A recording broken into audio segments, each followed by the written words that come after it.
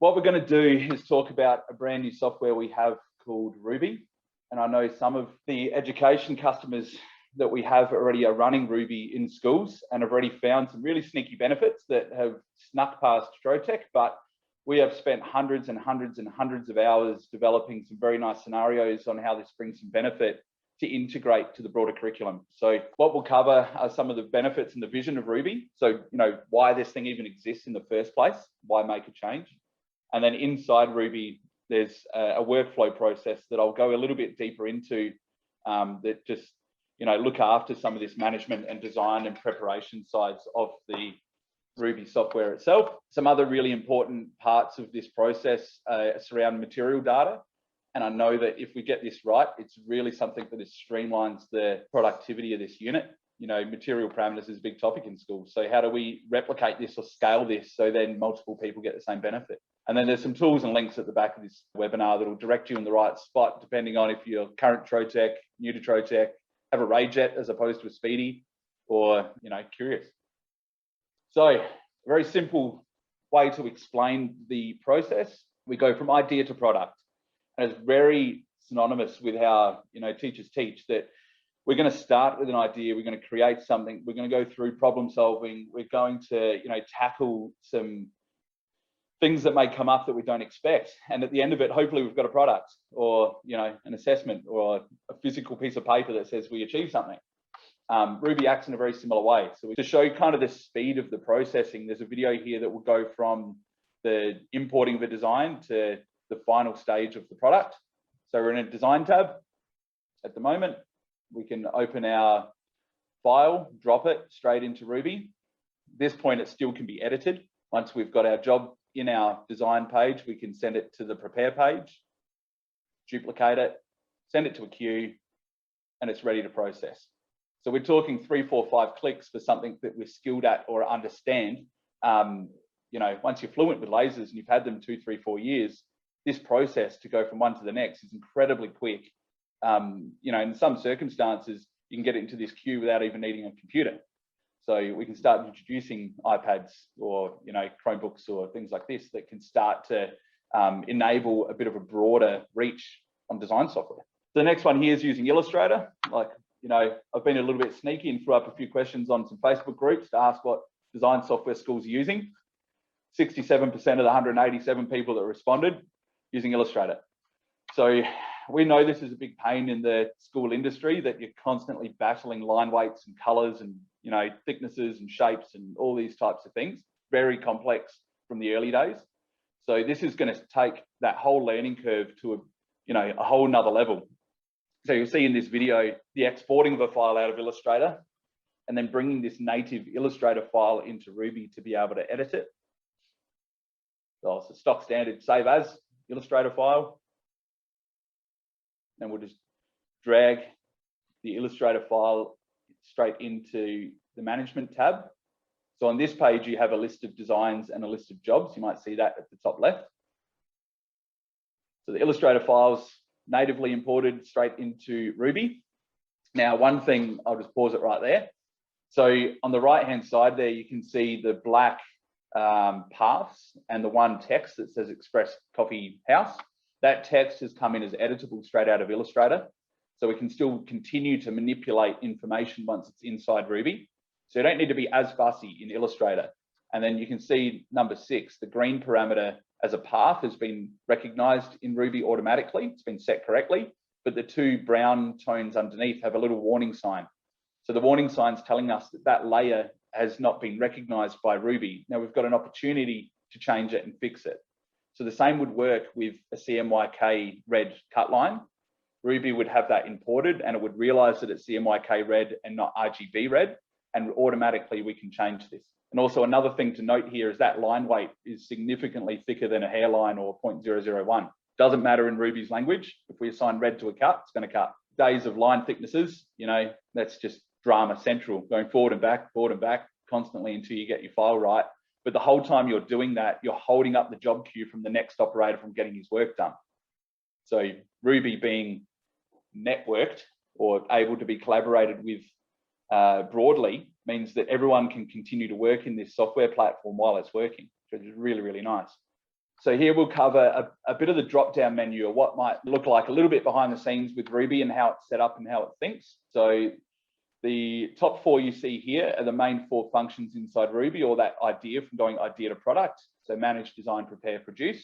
That's the common way to use the machine in this format. You've got a materials database that's accessible here. It's also able to be backed up through the cloud or downloaded new settings from the cloud as well. You've got a user management section that I'll touch on, which also starts to talk about networktivity and locally hosted platforms, and using this software at home instead of on the premises at school. There's some settings and calibration information we might skip over for now, and then obviously the help tools. The feedback tool is very nice, because if you submit feedback through Ruby, it goes directly to Christoph and Stefan and Alex, the people that build it, and gives them direct feedback about what you think might improve it. So not many platforms give you that access, which is very powerful. And if you think that, like I've had one school has asked for Boolean searching, of course, that's something we bring up with the development team, and they tell us it's on the list of things to do. The more people that ask for these things, the quicker it is to get the benefit. We've got a knowledge base, which will take you through more specific information or how-tos or tutorials inside Ruby, so you know what to click next. There's some service file information that can help us diagnose issues if there is an issue, and manuals will take us straight to a laser manual. So this goes a little bit deeper into one of these sections. So like I explained, manage, design, prepare, produce. Like you can see at the top, the 4 icons represent these 4 tabs. So you can cycle forward and back through these icons as you need to set your work up. Each icon will have a different level of functionality within it on the screen. What you see here is the produce screen is a laser queue.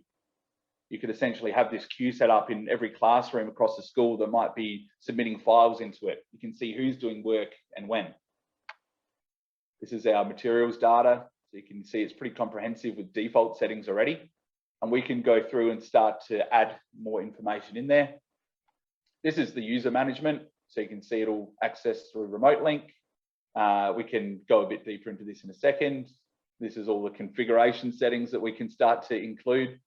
So, we are global, so we have different languages, but also, the integration between its own systems. So if we're telling an exhaust to turn on 5 seconds before and hold 15 seconds after, all these things are able to be collaborated with and are able to feed analytics back to the laser unit and the operator to make good, safe decisions.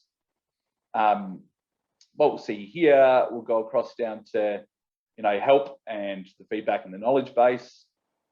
This is a small tour. It will just take you through different sections and explain what they are.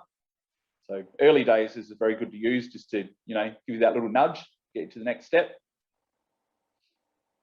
Feedback, like I explained, I don't know what other platforms give you that kind of access directly to a development team, but this is very powerful when I talk to these people consistently and they ask me more feedback, and they tell us, get your customers to submit this information through the feedback form, and this helps build Ruby in its future generation.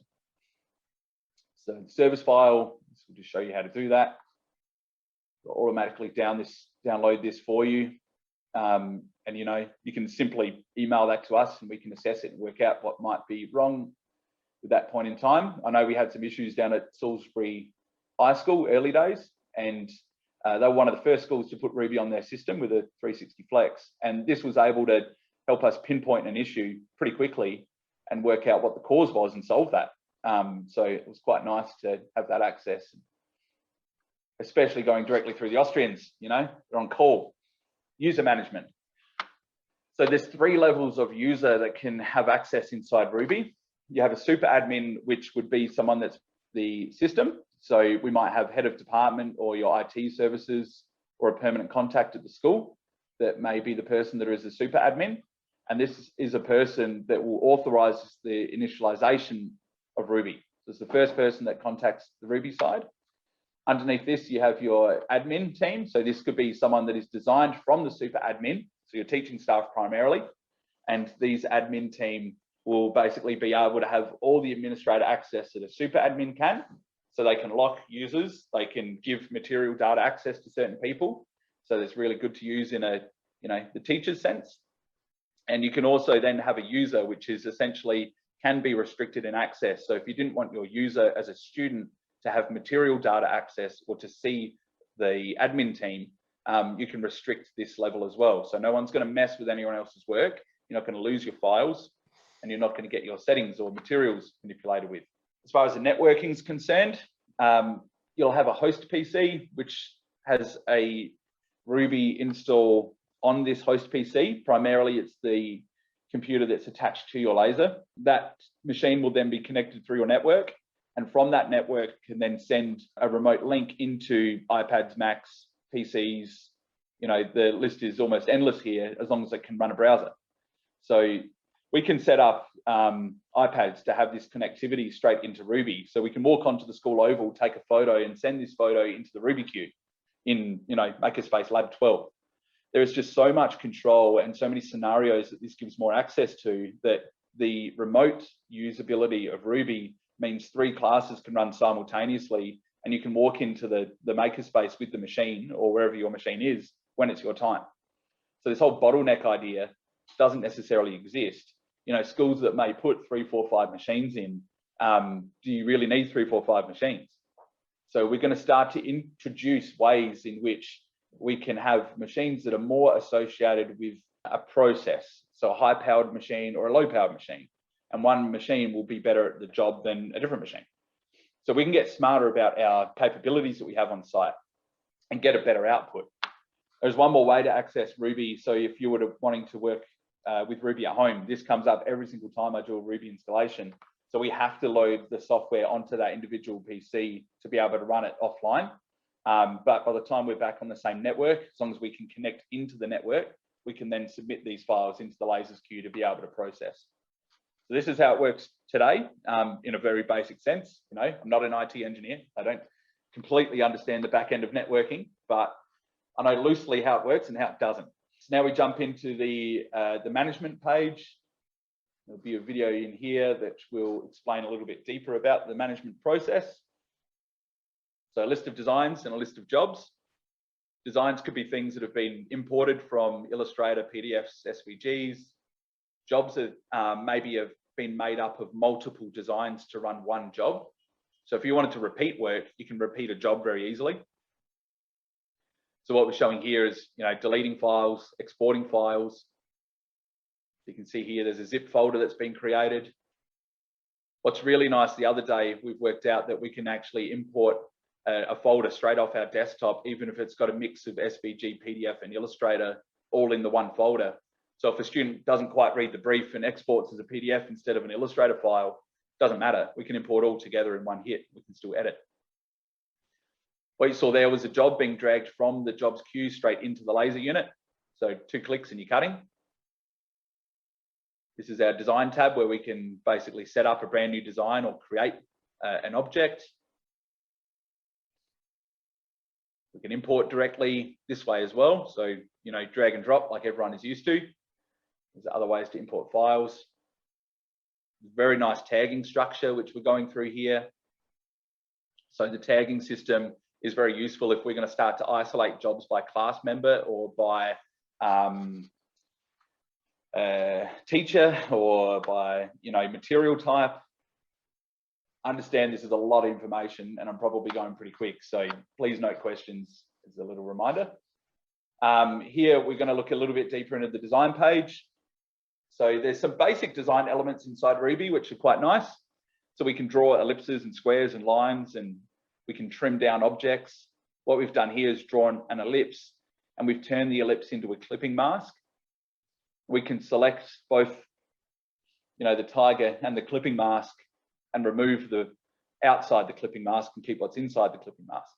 So I know a lot of schools, you know, try to introduce photo engraving early days, and the photo engraving algorithms that are built into Ruby are exceptionally better to what we're used to. And in the future, we're going to start to introduce the ability to change the tone of the graphic. So if you want more whites in this graphic or more dark in this graphic, then we've got the ability to do this inside Ruby directly.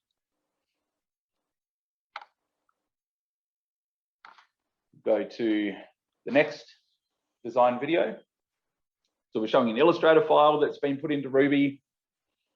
And here we're starting again to manipulate some of the paths and the objects that are relevant inside the layer list. So you can see line thickness. So I know this is a big topic from the Illustrator world, but in our terminology, both of those red lines will cut regardless of how thick they are, because against the red color or the red layer, we are telling the laser to cut. In this example, he's converted this thickness of a line to a border that's going to be engraved. Got the ability to mirror and flip and also rotate. So there's infinite rotate capability in here. So it's really nice that I guess those of us that are used to lasers would get it through a printer driver program and only be able to rotate 90 degrees, only in one format, like literally 90, not 270. So now we can rotate infinitely as well, which is quite nice. Really good for nesting against products that may be really odds and ends of cut acrylic that would normally go to waste. We'll drag the job to the crosshair of the laser. So that little marker at the top left of that job is the red dot. Select your material, push the laser, and it appears in your queue. So that would sit there until we insert the material, we focus the machine, we push play either on the machine or on the PC directly connected.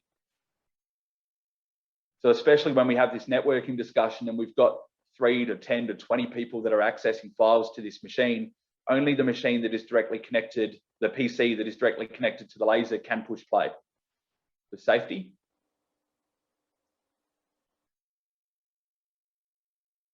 And there's a nice little line engraved on a piece of mirrored acrylic. Go to the next video, jump into the prepare screen. So this is pretty unique, and I guess I only know one school that I've shown this machine so far. So you'd see first straight away on the right-hand side, there's actually a touchpad that's built onto the machine. So this unit has an inbuilt Linux box that is running Ruby. So we call it a Speedy 400 with Ruby inside. And it's made to hold jobs in a queue. So you saw the operator there move the laser head and focus using sonar.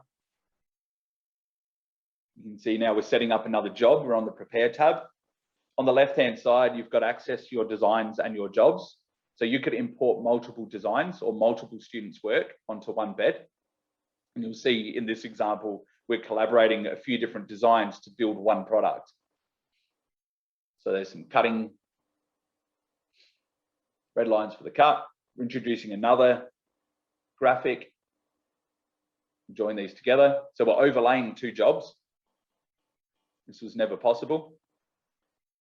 Now we're going to draw an extra shape at the final stage of the laser process. Keep in mind you're 2 touches away from cutting this thing at this point. What's really nice is the ability to be able to adjust at the very last stage of the process.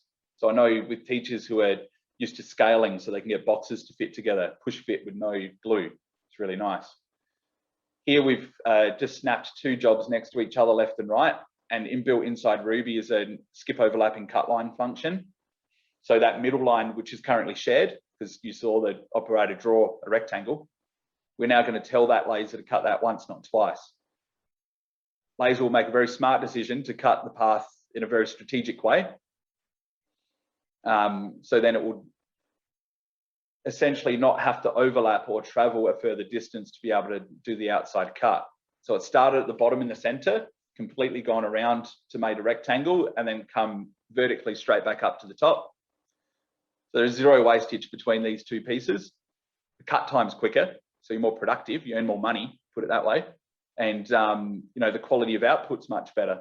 In the old way, you'd have to physically remove that line from Illustrator and import it into your printer driver to be able to cut it correctly. Here is kind of a real example. So you'll see on the left-hand side, there's a piece of fluted cardboard. And you can see the 2 circles that I've drawn in there in red highlight, it looks a bit darker than the other rectangles in that little piece of the, you know, I don't know what country that is, but wherever that is from, off Madagascar or something. So, and I've zoomed in on that section because you can see that the line is darker. So this is the trademark, you know, devil of overlapping cut lines. If we were to do this on the wooden clock on the right-hand side and we didn't know that there were 6 or 50 lines overlapping, then, you know, we've just lost Madagascar and it's gone all the way through and it's just ruined our clock. So if we were to be able to stop these issues from happening, or we can catch them by cutting cardboard as a prototype first, and we can instantly see that that graphic's wrong, we know the students got a part of the process incorrect, and we can manipulate that and rectify it before we actually cut our nice expensive piece of Trotec wood. So the common line sharing thing also will reduce the risk of fire. If we're going to introduce cutting on cardboard or papers or things like this to prototype, and there are 50 cut lines over the top of it, then we can reduce this problem from becoming a serious problem, because we are at the end of the day using heat to cut. So quite nice function that's built in, and it can also skip straight lines or straight lines and curves, which is very nice. So you can tell it to do that at the top right there, and it always automatically will cut the inner geometry before the external geometry. Now we're back on the prepare screen. So we've taken a job and we've put the job on the plate. And you see now we're going to look at the material data. So we would select the material setting from the list. The black is associated against the engraving, and you can see there it's called engraving dark. I'll explain this in a minute. But we can make minor adjustments or major adjustments to this parameter, and it doesn't affect the master parameter list. So this setting that we've just changed from 60% speed to 40% speed is relevant for this one job. So this one job, if we repeat it in 12 months' time, would remember that information that's relative to that specific job. So if we want to disengage a cut line, we just untick it. Or if we want to disengage the engraving, we untick it. So you might find sometimes cutting the product first and then peeling and masking off, and then sending a second job that turns off the cut but on the engrave is quite useful. Once you've made your manipulations, you've got the opportunity to either store this material change that you've made and overwrite the existing, like you see here, or you can make a temporary change, which will only be relevant to this one job, or you can reset it back to the factory database.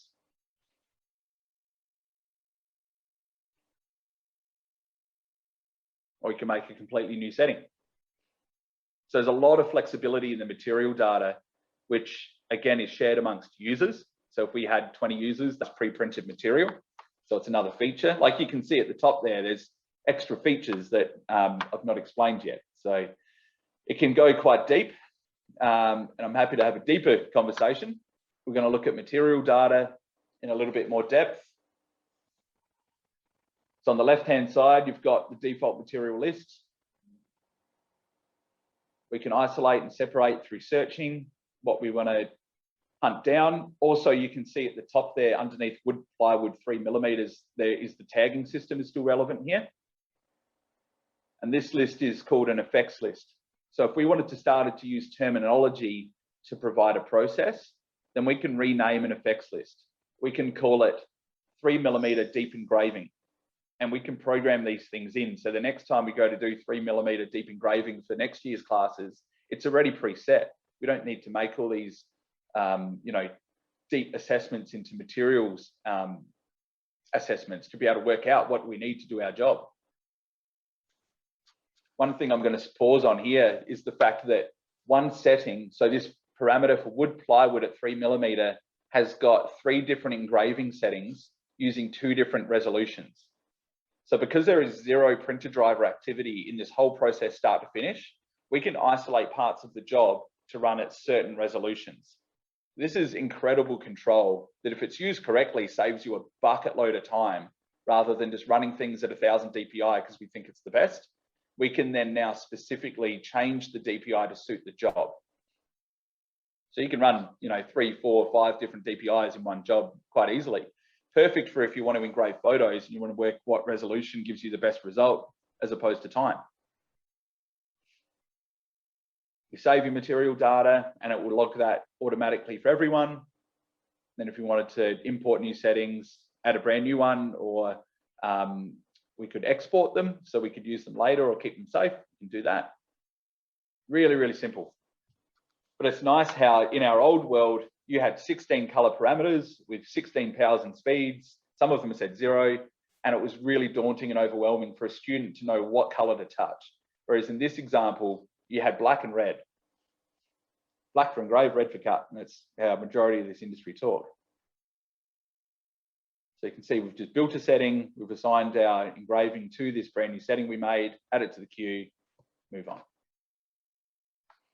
Future benefits of Ruby, hang in there because we're nearly there. So this is a bit of a snapshot of what we're working on. So currently, we're working with PDF, AI, JPEG, SVG, and PNG files. Perfectly accessible to start to use Tinkercad, start to use MakerCase, using Fusion, using Autodesk, other, Inventor programs. Rhinoceros has PDF export. So this type of file export touches really education more than industry. So there's no Corel Draw import here. So, I had a customer today from a trophy shop that first thing he asked, can I use my 5,500 Corel Draw files right now? No. There's a way that we can do it, which we have to export these files as SVG and, save them and update them. But the fact we can import an Illustrator file and automatically edit this on the fly, incredibly powerful. Simplifying of engraving of cylindrical products. So there is a virtual rotary system that's inside Ruby. I'll share this with you because it's quite interesting. You don't need a rotary kit to show what a rotary kit does, which is quite nice. So you can explain it through the, the maths angle. Create complex geometries and clipping masks. So we can use all the union and intersection and difference tools inside the design tab to make new geometries and shapes. Use your laser without a PC. Obviously very possible. Print and cut jobs, any operating system, so it's Mac friendly. We still need a Windows PC to act as a host. So, but the fact that I can whip out my iPhone and take a photo of, Roger out the front and put him inside Ruby and put him on a beer glass is pretty impressive. Use multiple machines from one PC. So these are things that will come. So the schools that have 2 or 3 speedies, we can start assigning work to the machine that's got the least amount of work in its queue. So if we wanted to go up to level 5 to use it, rather than, walk downstairs, we could start to allocate our work against the machine, the right machine for the job. Prepare laser jobs from anywhere. This is very real at the moment, and no job time up front, the things that we've put in. So 2022, we've got a list of things that are considered priorities, a list of things that are not as much of a priority. And that's where this feedback information really starts to influence what we will do next year. So, auto nesting, variable data, we've got a lot of very clever ways that we can start to look at API integration. So, if students are building websites, there's no reason why they can't tell a laser to do something. Lasers will have RFID readers in them in the future, input, output. So we can get very clever, very quick. So I guess some of the existing Trotec schools that might have a machine. So this is really relating to the schools that have anything from the Speedy range. So all the way from a 100 up to a 400, plus the SP 500, which I've only got 2 in education here in Adelaide that are a university. They won't be in on this data conversation. You need to create a Ruby account. So you can do that yourself through our website. That QR code will take you straight there to do this. Alternatively, reach out to me and I can set you up and we can have this discussion about how it would work best in your scenario. I'm happy to discuss this with your IT teams. Every school has its own challenges, which is perfectly normal, but we'll work through that type of stuff together to get it running and not affect the current workload. Ruby works hand in hand with job control currently. So you'll never lose job control. It's still active. You'll just choose which one you may want to work with. And the other half of the room that might have RayJet machines, Ruby is not possible to act with a RayJet. So I'm happy to look at some scenarios that we could put together to get you your hands on a Speedy system. So we need to move and adapt to this technology. And that's where, industry speaking Ruby, students need the intelligence of Ruby. Because I'm getting firsthand, students straight out of schools that are bringing mum and dad into here to work out the future of their laser processing. It's very real. I have these conversations from a student at Pader. Came in, a few weeks back, got mum and dad involved, and all of a sudden they buy a Speedy 360. So these things move quicker than we can imagine. We've got a website here for those customers that already are on Ruby. Some may know about this, some may not, but this is rubyhelp.com. On this website, we've got some guides that will talk you through, like I've just done just then, but in a lot more depth about what these buttons do, what their functions are. So this is a really nice kind of workflow assessment. So if you wanted to use some of this for your own curriculum, you could pinch some of these bits and pieces out of this. It's really cool. Even for troubleshooting, you know, there's some things in here. You might have some login issues which might relate to your network. So this will just give you a few tips and tricks to point you in the right direction, but really quite comprehensive, which is quite nice. And all the updates for the future versions of Ruby will have information that comes out of here. Also, we have a consumables education pack. Some of you may know about it. If we scan that QR code, that'll take you to this information page. It's engravingsuppliers.com.au is our consumables website. But you'll see inside this consumables pack, there's $360 worth of materials for $200.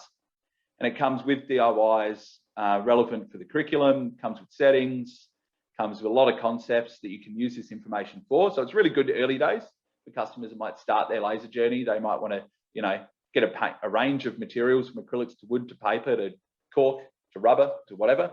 And this is a really good start. So a way to get off the ground is really nice and quite cheap. For more info, if you scan that QR code, it'll open on your phone as a little form that you can chuck your email address in. That'll come to me. You know, I'm accessible as they come. I'm happy for the education market to talk on my behalf. There are now 85 lasers in schools in South Australia, some with 4, some with 5. And this is very impressive that there's so much knowledge going on about how lasers are used in the industry, and that's getting twisted into schools. So I'm a source of knowledge. This is why this room is built. That we built this in the middle of COVID last year, spent a bucket load of money to hold PD for teachers. I've got industry relative things here that actually are getting made by, you know, robotic lines and things that are, you know, laser engraving soil and doing things that are seriously next level. And to come in and upskill, I'm happy to give certificates, you know, sit down and give extra training or come on site and discuss any new opportunities. You know, line's always open. That is it from my side. I'm sure that was information overload, but this is a big discussion. As you can probably tell, I'm quite passionate about it, and I've been quite active in many, many schools that have this system already. So I'm not stopping. I still got energy, still going to happen. So very cool.